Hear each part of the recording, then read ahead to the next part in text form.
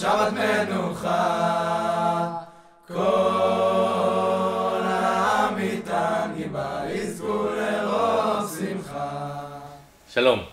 In this week's parasha, we hear the commandment to say the blessing after eating, Birkat HaMazon. As we all know, in this bracha there are really four components. One that we thank for the food itself, Hazanet HaKol. One that we thank God for giving us the land of Israel, Al Haaretz.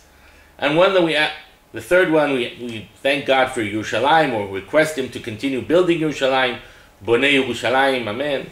And the fourth one is a general catch-all phrase, thanking God for Him being our great benefactor, Hatov v'Ametiv.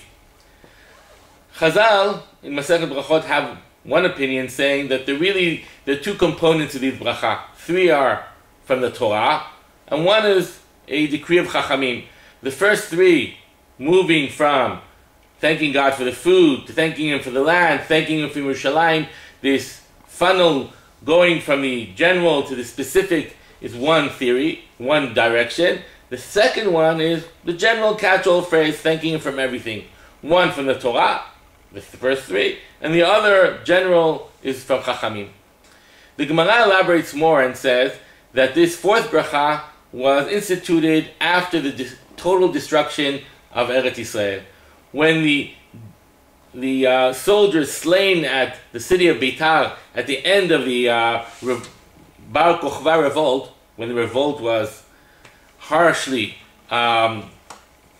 subdued by the Romans, the entire city was slaughtered. All the soldiers were finally put to their last rest.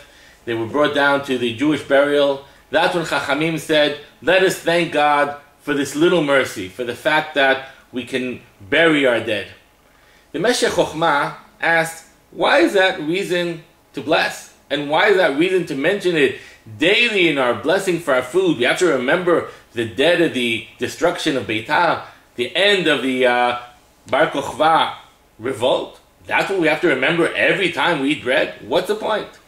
And the Meshech Chochmah says that we have to realize that the Torah connected two things together. Our food and our land. Our food and our independence. Our food and our place of worship, Yerushalayim. And the Chazal asked themselves, how do we continue thanking God for our food when we no longer have that connection? How can we, once in exile, continue thanking God for our food if we no longer have Yerushalayim? We no longer have Eretz Yisrael. Should we cease to thank Him? And Chazal said no. Even when you're at the bottom rung, even when your revolt has been smashed by the Romans, even when you're just burying your dead, there's still reason to thank God. There's still recognition of you as a nation. Even though you no longer have a land, you no longer have a capital, you no longer have Yerushalayim, you no longer have the direct connection with God, there's still reason to give thanks.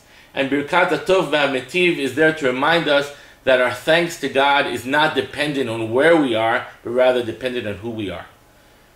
Thank God today we already see the beginning of redemption. We're back in Israel. We have Yerushalayim. We still have a way to go, but giving thanks to God is already easier. So thank God for our bread, for giving thanks at every moment, but thank God especially for starting to rebuild Yerushalayim. Shabbat Shalom. יוצאנו לרווחה, בדותנו תצמיח, ונס יגון